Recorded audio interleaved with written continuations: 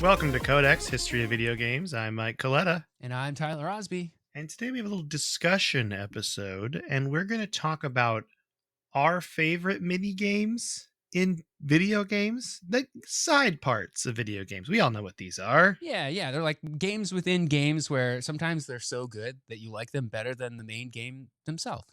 Yeah, we're going to talk about that for a bit, and then I was thinking we would also talk about what we like about what makes a good mini game, if that works for you too. Yeah, sure. But let's start off just talking about some of our favorites. Well, I want to start this list. Poker in Red Dead, I think is really fun. This is just, I haven't played a ton of it. I just really enjoyed it when I played it, and so I put it on the list here. Did you play poker in Red Dead? Oh yeah, I loved it. Yeah, you could like cheat and stuff. It was great. Yeah, it was really cool. I thought that was a really fun mini game edition, and I think all the mini games in Red Dead, I say all, but most of them are enjoyable. Like I like the fishing one too. That fishing one is solid. Yep. Like just little side things for you to do. I'm a big fan. Yeah, but I like a good side game like that has a lot of thought still put into it. Like I'm thinking of like bowling in GTA games, or at least in GTA 4. Like there's a full game there. The golf one in GTA 5, there's a full game there. Rockstar is just really good at making. I played a lot of golf in GTA 5. Actually, I was a big fan of that. Can you play golf in GTA Online with other people? Because that would be nuts if they added that in there. That's a good question. I don't know. I wouldn't be surprised if you could though. Yeah, it's like it's a full game. Like you could just play. There's more golf in that game than there are in some like full on golfing games. You know? Yeah, it's pretty nuts. I'm a big fan of the mini games in Rockstar, and I do think they really knock it out of the park. Yeah, more than other companies do when they're making these games that have these side stories in them for play. Yeah, one of the ones I really got wrapped up in was taxi driving in Grand Theft Auto 3. Have you done that? Oh my god, it's just so crazy taxi. good. It's just built into GTA 3. Yeah, it's so good. The taxi driving missions. Wasn't there like an ice cream truck in one, but it was really drugs? I think it was Vice City that did that. Yeah. I think you were selling drugs out of a ice cream truck. Yeah. There's also you can like you could take people to the hospital too if you drove an ambulance. Like these are legitimate ways to make money in that game, except you had to like steal a taxi first, you know? Just like real life. You just steal an ambulance and then you start working for that ambulance company. You paid the iron price for it, and now you're just working for the ambulance company. That's right. Yeah. Totally normal. Totally normal behavior in society. I played a lot of bowling in Grand Theft Auto 4, mostly because Roman keeps calling me to go bowling. That's a meme. The Nico, let's go bowling. But like it's real in that game. He's always trying to go bowling. Why does this man love bowling so much? We'll never really know. We'll never know. I think he thinks it's very American to bowl, which it is. And so he just wants to be extremely American. That's Roman's whole deal. You know, I respect that. I think of a fun, like, I don't know if you'd call it a mini game, but there was this side mission in Grand Theft Auto 5 involving the submarine. Oh, I don't. Did you do that where you would like find stuff and pick it up in the submarine? I don't know if you were like cleaning up the city or if you were, I don't really remember entirely what it was, but I had a fun time just finding all those with the submarine. Oh yeah, I never played that one. Yeah, it was definitely one of those things where I'm like, this is just a scavenger hunt, but because you're in the submarine, that's what makes it cool. Yeah. That's cool. I think Grand Theft Auto and Rockstar in general just knock it out of the park with these. Yeah, there are tons of mini games I'm sure we missed there. This is not meant to be a comprehensive list of Rockstar mini games, but those are some of my favorites. I even like the little. It's not really a mini game, but it's like a little detour in Vice City where you have to like fly the you have to like fly a little helicopter thing around. I know. Oh, the remote control. Yeah. Yeah, it's super frustrating, but I still really liked it. I didn't find it as frustrating as a lot of people did. Yeah, I liked it too. It was kind of hard on a controller, but you could do it. It was doable. It was just a challenge. Yeah. So moving away from Grand Theft Auto games now, I guess, or Rockstar games, one of the favorite mini games in the Final Fantasy series as a whole is like Triple Triad. Did you play Triple Triad when you played FF8? I did, but I'm going to be completely honest in that I was maybe in middle school when I played Final Fantasy VIII, and I don't remember it at all.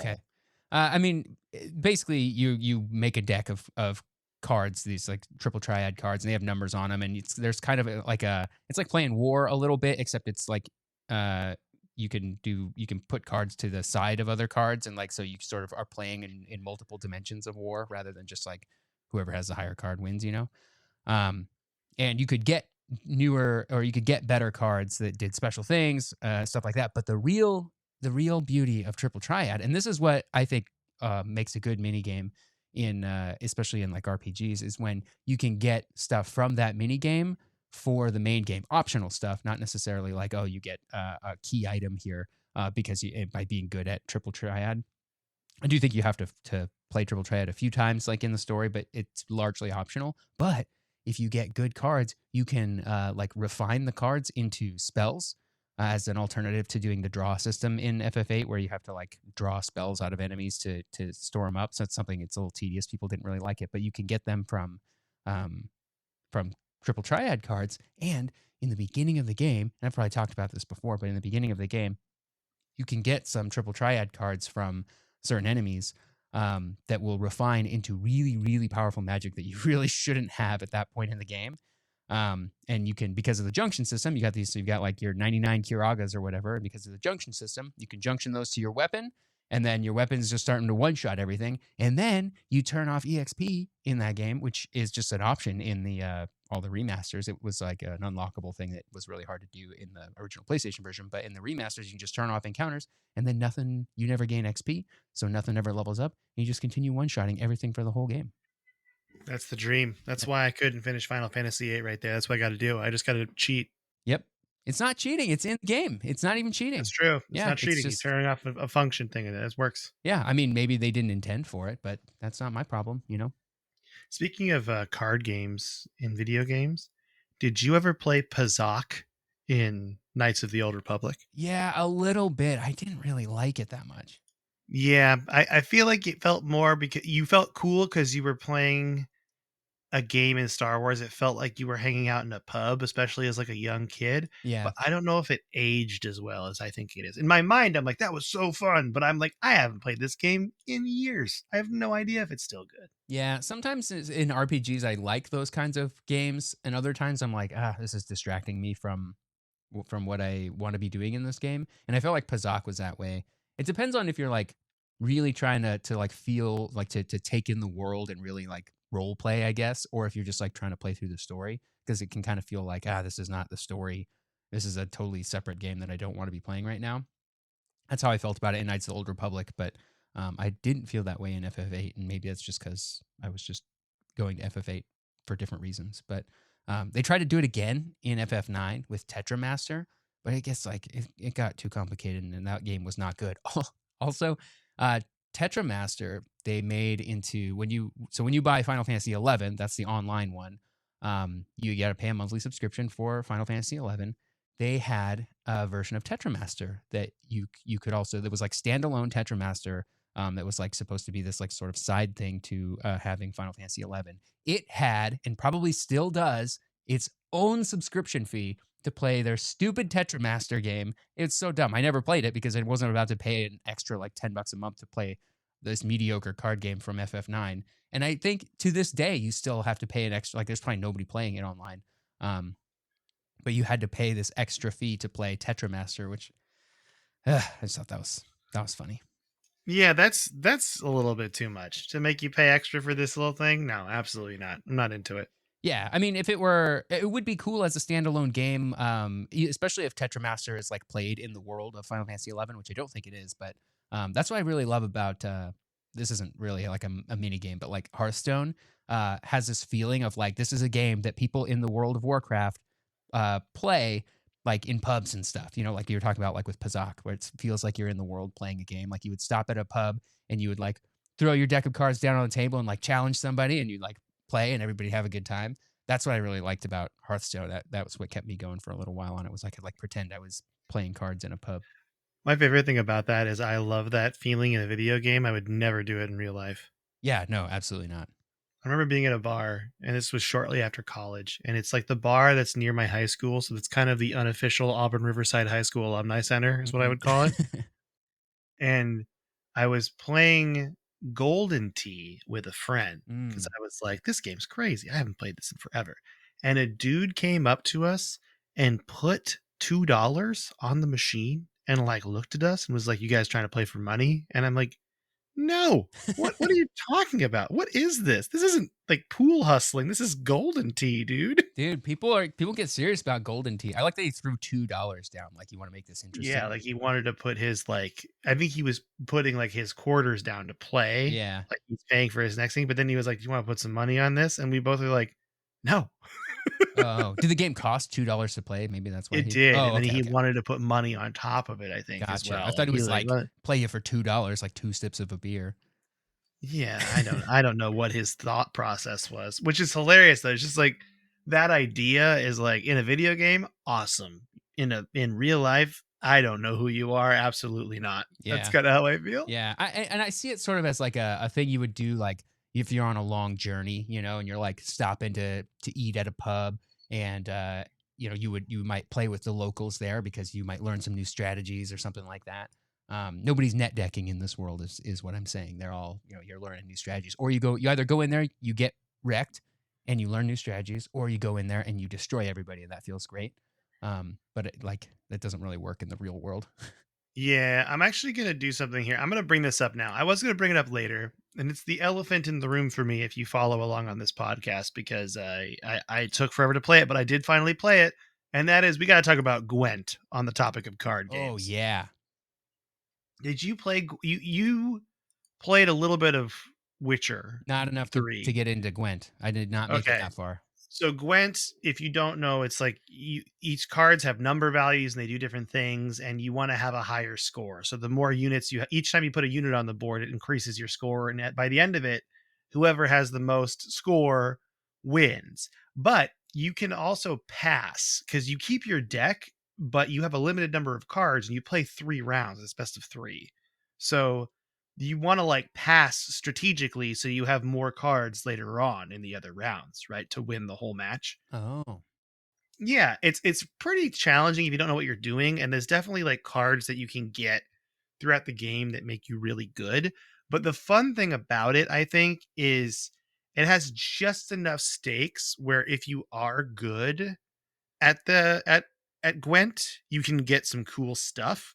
But if you aren't good and you choose to skip it, it's not a big deal. Like that's like the level of that Gwent's at. That's what makes it good. It matters if you like Gwent, but if you're just the kind of person that's trying to kill monsters and play the story, not a big deal if you want to skip it. That's good. That's a good mini game that gives you good stuff but doesn't feel required.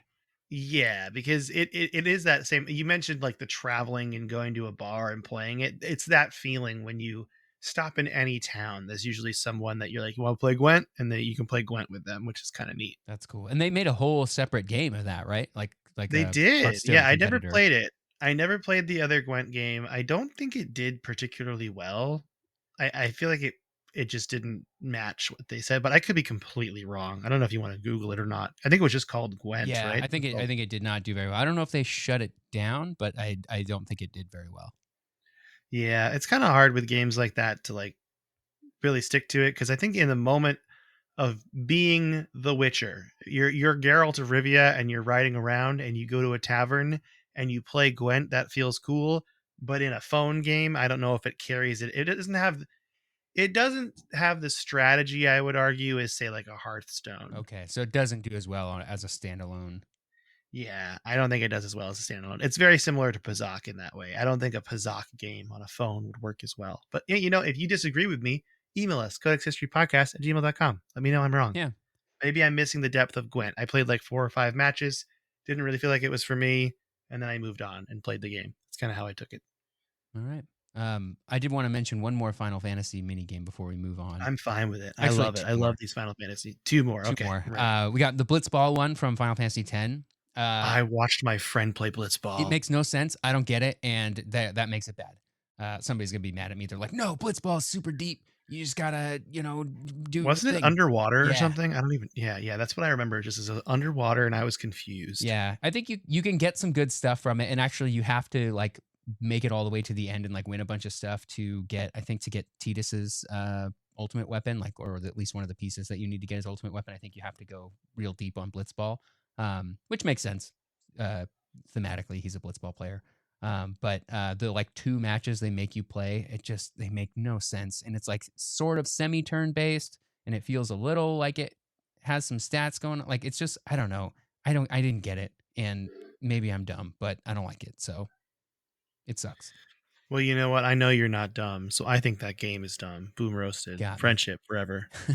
Thanks. And then the last Final Fantasy mini game is the Fort Condor mini game from Final Fantasy VII. Uh, I don't know what this is, so you're gonna have to explain to me what you do in this game. it's sort of like the TLDR on it is like it's sort of a tower defense thing.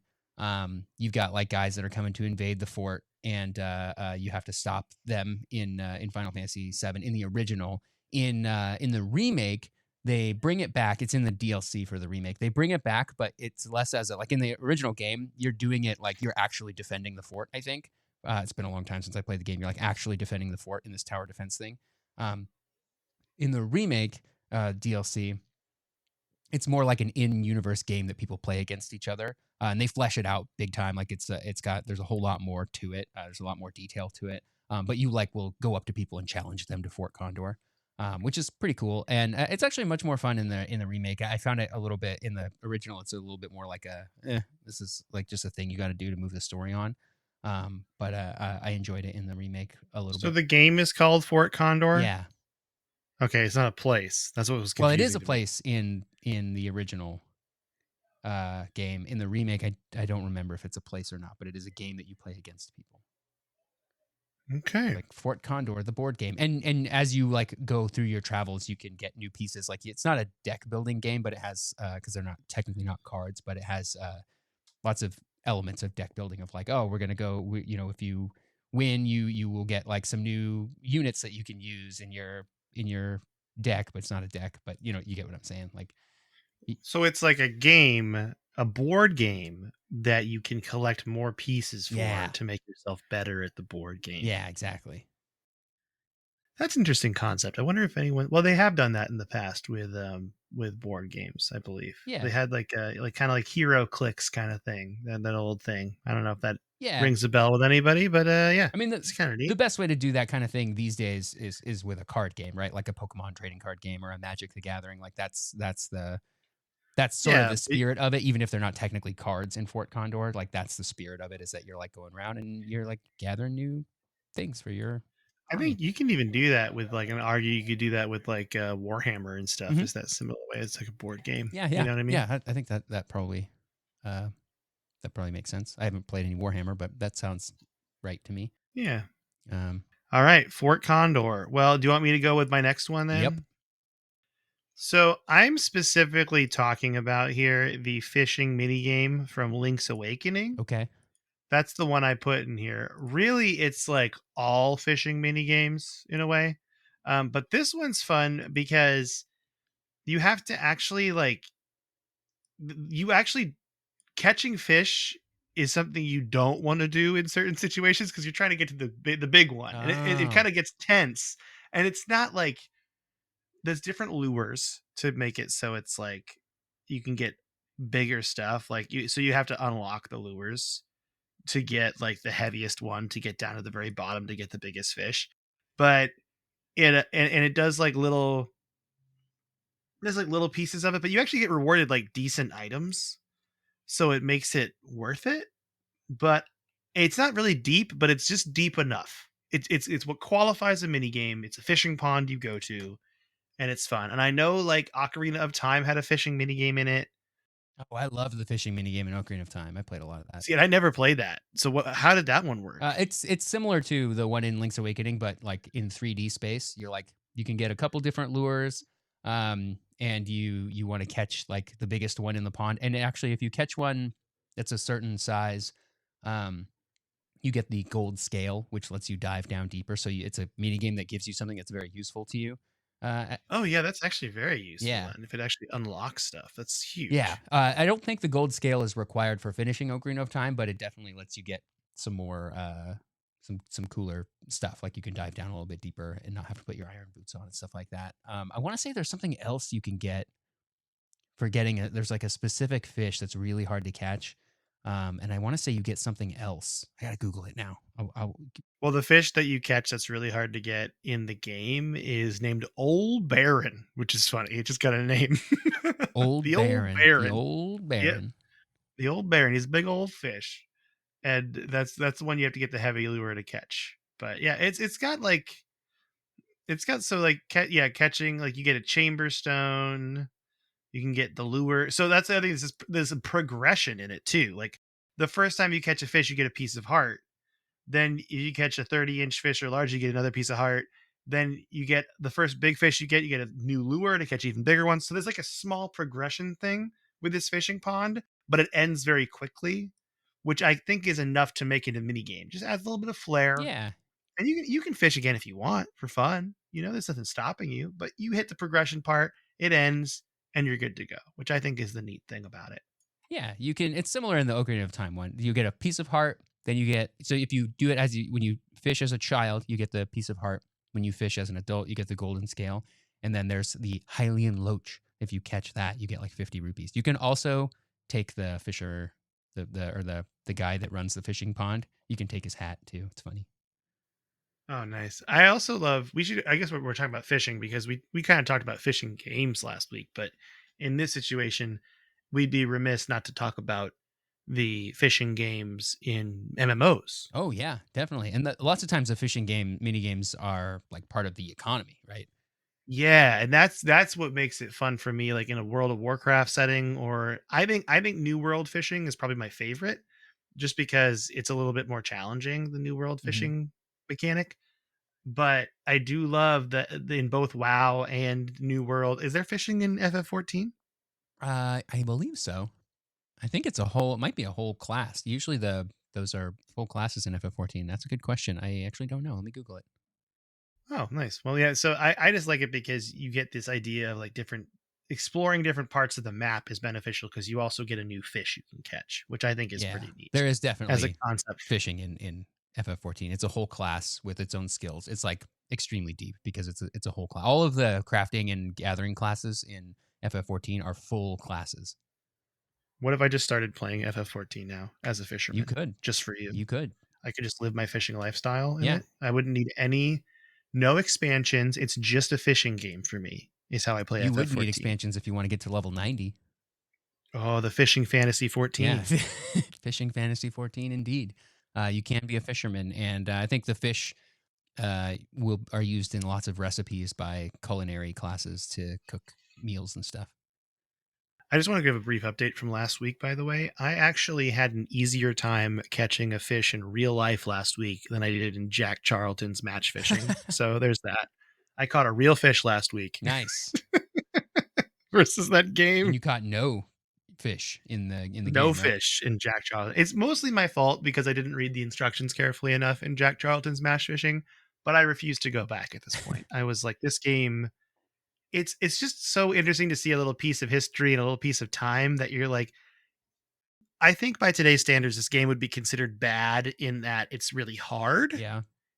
But back then, it was a great fishing sim. So I don't want to knock it. You know what I Well, mean? back then we didn't know what bad games even looked like, Exactly. And we had some people talking about because I posted screenshots. I believe Burger Champ mentioned this that that's like the kind of game they grew up with. So they were nostalgic for that. And I totally get that because it's the same thing for me. That's the look of an elementary school computer lab video Yeah, game is Jack absolutely. Charlton's match Play fishing. some Oregon Trail.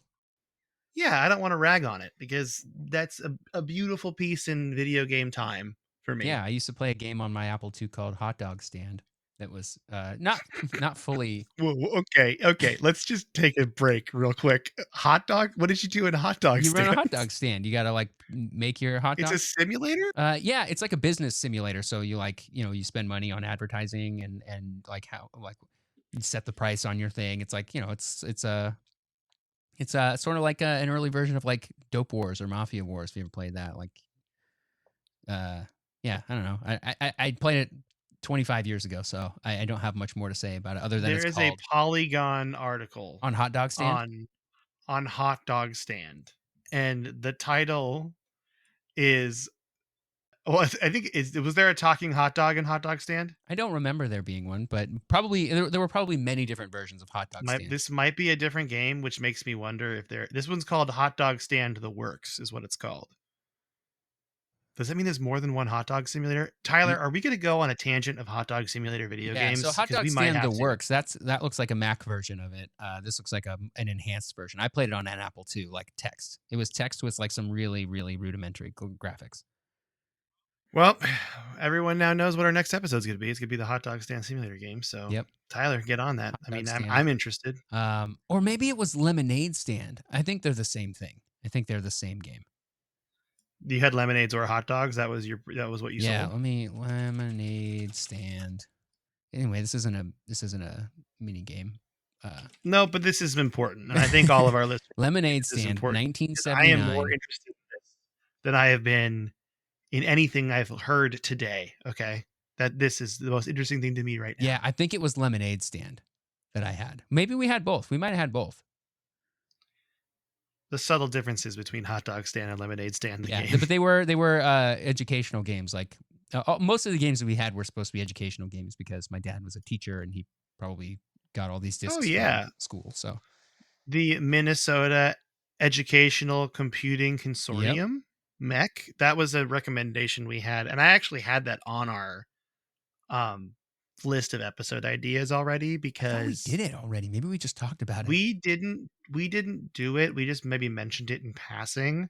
It's a really interesting topic though that I want to really get into because that was a state run edutainment organization. Like that was established by Congress in the state Congress of Minnesota. Yeah. That company, which I think is very different than anything else, and something we all kind of experienced. If you grew up in the late 80s, early 90s, you most likely played a mech Yeah, well, game. they made the Oregon Trail games and the Amazon Trail. The original Oregon Hmm. Trail, Amazon Trail. They did, I believe they also did, it wasn't Math Blaster, it was a different one. But they did it a lot of educational games, and I was like, this is something that's pretty important, and we need to talk about. But I also was looking, and can we just have dream time Yeah, real quick? of Is that course. okay? Can we have dream Yeah. time on this podcast? We're already on a tangent anyway, but I have thought how awesome it would be to really do a deep dive to the point where we make some sort of documentary esque video, and I feel like mech would be the topic that I would want to do it on. Okay. But it would be, I want to interview some people. I want to find out. I want to get the dirty because I actually looked into it, and there's not really a lot. There's a couple videos about it on YouTube and stuff, but no one's done like a documentary about it yet. Okay. And I'm like, that sounds really cool. Yeah, I'm sure. Let's talk about it. You know, that's the dream. That's the dream. We'll talk about it after the podcast. But maybe was it the hot dog game that inspired me? You mentioning that? I think it is. I think it is. The hot dog stand game that actually was Lemonade Stand. Hey, it's about the memories we make, not if they're correct. All right, you want to do the next game on here? Yeah, the next game that I want to talk about is the Chow Garden game. Did you play Chow Garden in Sonic Adventure 1 and I've 2? never played Sonic Adventure 1 and 2, so no, I have not. Oh, they are great, but also bad games. They're great if you're 10 years old. They're bad if you play them now, probably. But one thing that I probably spent more time on than the actual game was the Chow Garden. And this was at the height of like sort of Pokemon Tamagotchi era, Mm-hmm. where like having cute little monsters to like make them fight was like the thing. This is so first Sonic Adventure is 1999. Sonic Adventures 2 is like 2000, 2001. And it was kind of the same. They made some changes in the second game, but it was like more or less the same game. But you get these little cute little characters called chows, and you would bring to them the animals that you rescued from the various levels in both Sonic Adventure games, and you could change the way they look and give them different stats by having them absorb those animals. It's not really clear what's happening. They just sort of hug the animal, and then like now they have wings or something. It's actually really dark. They're just like sucking its soul out of its body, but they don't want to say that. Yeah, probably.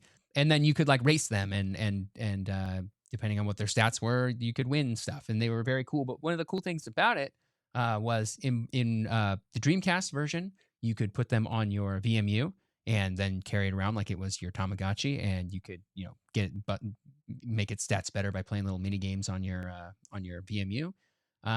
Or on the GameCube versions of those games, you could transfer them to a Game Boy Advance. And if you didn't have the Sonic Advance games, you could still put them on your Game Boy and play with them, but you did it without a cartridge in it. So if you turn the Game Boy off without like transferring your Chow back, I don't think you lost the Chow, but you lost whatever progress you made on your Game Boy.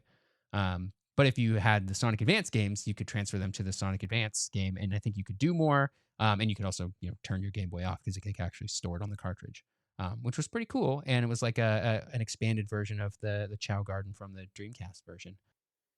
I think that's really cool, and it's a crossover between Sega and Nintendo in a way, letting you do that. Yeah, well, I mean, on GameCube, Yeah. definitely they had Oh, you couldn't transfer it from Dreamcast. That was to GameCube, to Game Boy Advance. That wouldn't make any sense. I don't know what I'm yeah, saying. it was GameCube to Game Boy or Dreamcast to VMU. So yeah, I mean, it was a crossover in the sense that Sega eventually put all those games out on GameCube. But I love that though. yeah, I'm sure there are people in the audience that remember Chow Garden. Tell us about your Chow Garden. I want to see your chows. I thought when you said Chow Garden, my first instinct was this was a farming game in Sonic. Nope.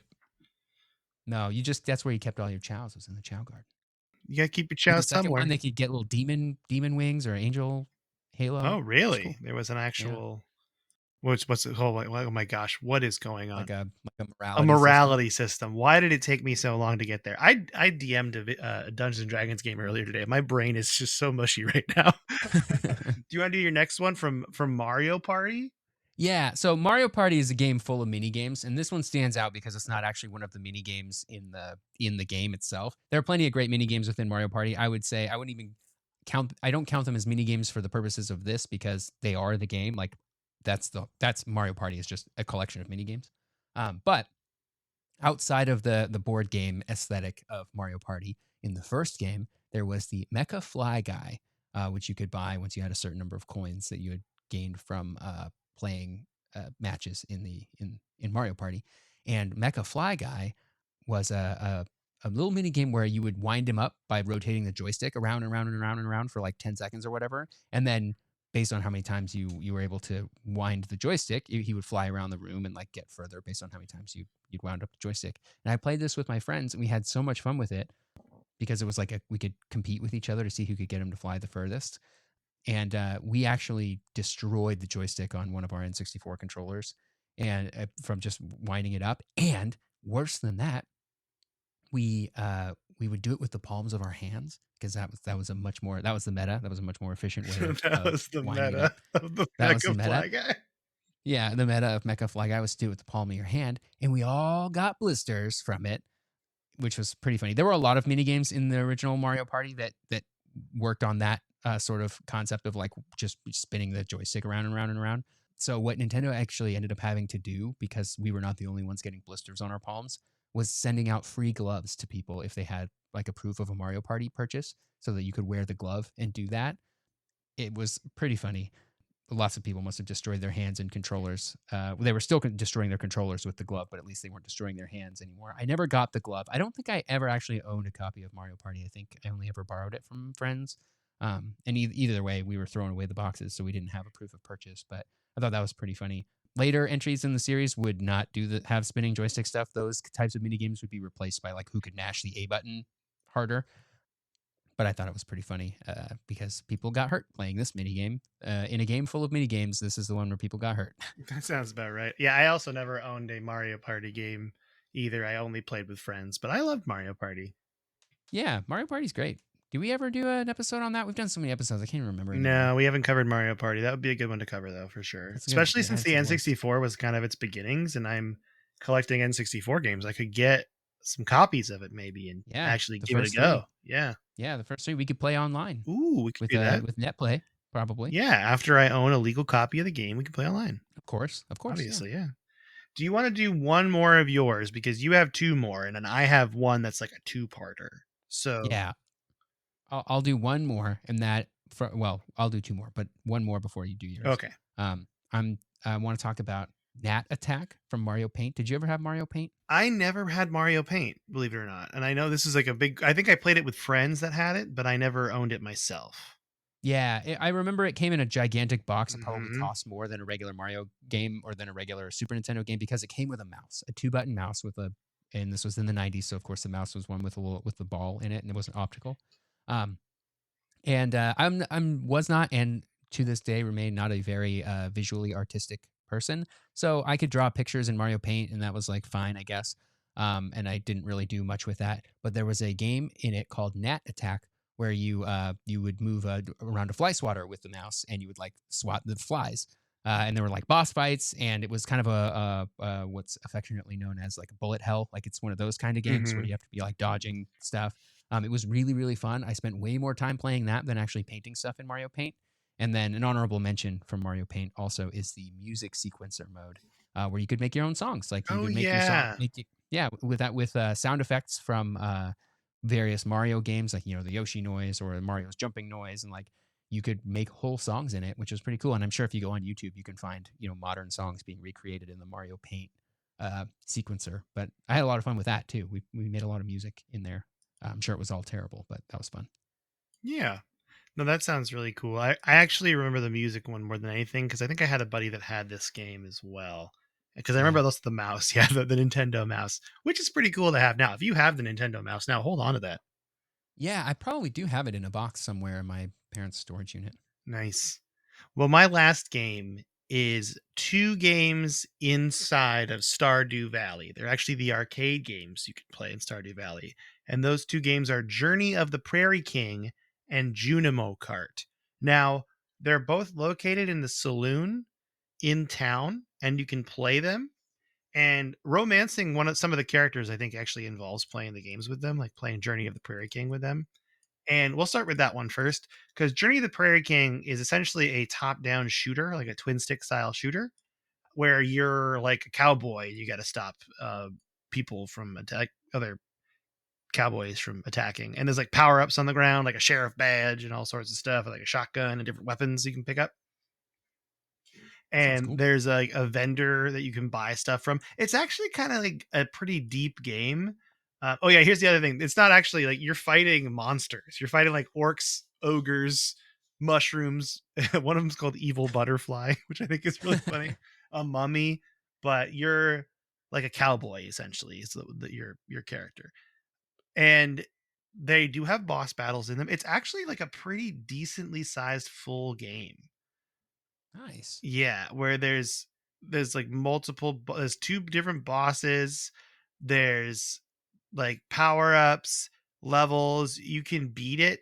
I've never actually beaten it before the game, but there's it's like it's stages in it. There's three stages, I believe, but there's three areas in each as well. So it's kind of up there. But it's a pretty fun game. It's a solid game, and the fact that they put this like this would be a game that you could see as like being like a phone game, and the Mm-hmm. fact that it's in Stardew Valley is pretty deep. The other one though, Well, Stardew Valley is on phones, so it is. It's a phone in within a a way, phone. It is a phone game in a way. You're right. The other one though is Junimo Kart. And now Junimo Kart, when I first saw it, I thought it was like a Mario Kart clone. That is not true. It is actually more a clone of the minecart sequences in Donkey Kong Country, okay, where you're going on a minecart and you can like jump and you have to like hit the rails in certain ways.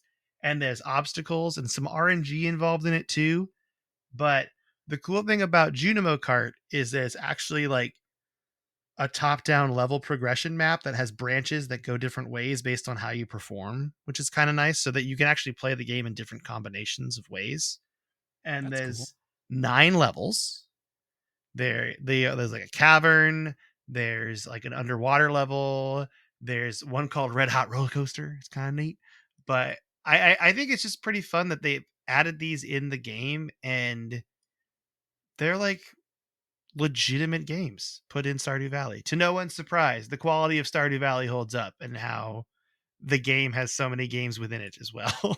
And it's made by one guy. And made by one guy. And I would argue that Stardew Valley in itself is just a whole game made of mini games. So it's kind of the ultimate mini game in a way, with fishing Yeah, and like the mining and all sorts of stuff in there. There's just so many different aspects of it. But Junimo Kart and Journey of the Prairie King really stick out to me because they are just so well done. And if you beat them in certain ways, you can like unlock them to put them in your house, which is pretty cool.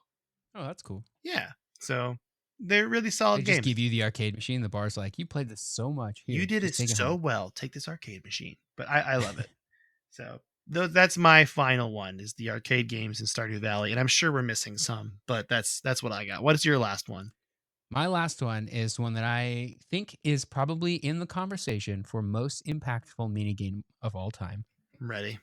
In the conversation, I'm not making claims here, so if you think there's a better one, that's fine. But I'm talking about Geometry Wars. Now, Ooh. when I say Geometry Wars, you may be thinking of Geometry Wars Retro Evolved, one of the first Xbox 360 arcade games. And I think it was on the disc for the arcade on the original Xbox as well. And now there's Geometry Wars 2, 3. It's all over. Geometry Wars is everywhere. That it sort of started this whole, like, revived this whole twin stick shooter thing.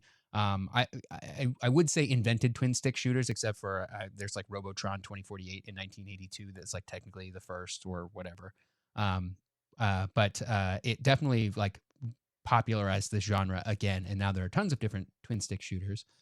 But the reason it's on this minigames list is because Geometry Wars is the first iteration of it is in the arcade in the garage of Project Gotham Racing 2.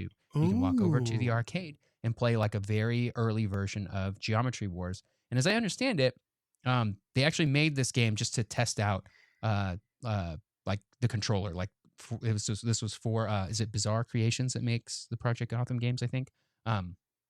They wanted to basically test out the Xbox controller. So they made this game that uses both joysticks, and it's a very simple version of what would eventually become the Geometry Wars franchise. But I just think it's so cool that they put it in there. People really liked playing it because it's just fun. It's very simple. You're a little ship that like shoots bullets in the direction that the right joystick. You control the ship with the left joystick. The right joystick controls the direction the bullets shoot. It's a top-down shooter, like sort of like Asteroids, and like bad guys coming all over the place. And it's super fun. And they eventually put it on that disc, like I said, for the original Xbox Arcade. I think it's on that disc. It definitely was one of the original Xbox 360 arcade games that was like kind of groundbreaking at the time because it was downloading basically little small games to your Xbox and playing them without a disc. And like, oh my gosh, my Xbox has games without having to put a disc in. This is crazy. Which was actually pretty crazy 20 years ago in, well, not quite 20 years ago, but almost in 2005 or 2006. Yeah, so it was pretty cool. And then it went on to become its own sort of franchise. And then there are lots of other games that utilize that same control structure, or that's like a whole genre unto itself now. I mean, Journey of the Prairie King is a Yeah. twin stick shooter. So in a Yep. way, your final minigame was the origins of my minigame. My Yeah. final minigame. It was nice. I did So not yeah, know it was started with Project Gotham Racing either. I had no idea. yeah, I didn't think about that either until I played Project Gotham Racing like relatively recently in the past like few years, and I was like, oh shoot, this is like its own thing that would like go on because I knew about Geometry Wars. I've had a lot of fun playing Geometry Wars, and they're beautiful games too. They're like retro styling that they do is really cool, like synthwave Oh before yeah. wave style came back. They're very cool. The original in Project Gotham Racing is not that good looking, but it's still cool. So Yeah. yeah, that's it. Did Nice. we miss any on the list? I think we got them all. I think we got all the ones on our list. So I think the last thing we want to talk about today is just, and we kind of have hinted at it as we've been talking about these, but what makes to us a good mini game in a video game? And I think the first thing, because we've kind of touched on it in Geometry Wars, is does this stand on its own? Yeah, I think Geometry Wars for sure stands on its own, obviously because it's now its own franchise. And then I think the other thing is, it's good if you spend more time playing the mini game than the actual game. Oh yeah, if it distracts you. Yeah, I think that's cool. And then I also love, especially in RPGs, when the mini game gives you something useful for the main game, but it's not required, right? It Yeah, doesn't it's feel like you have to rewarding do but it. not required. Agreed. Yeah, because the even like Journey of the Prairie King you use to romance a character, and even if you win or lose, you still like romance them in a way because you're just Hmm. spending time with them. But Yeah. I like that. I like that a lot in a video game, in the Yeah, mini game specifically. I think that's cool because it's like you want to play this mini game because it's fun on its own, and it distracts you from the main game so much that maybe you spend more time playing the mini game. But then you also get something to take back to the main game with you, which I Yeah. think is just like it's like a perfect sort of loop of like, hey, we know you got way into this mini game, so once you get back to the main game, here's something for you to take with you, and I think that's really really cool. Yeah. I love that. I like that a lot. Yep. Sweet. Well, do you want to do let's do this real quick. Let's just what you've been playing, Tyler. Let's do that real quick. I've been playing Kingdom Hearts 2 with you on stream and some other Yeah. of our friends. I'm just streaming it and we're playing it and we're having a good time still.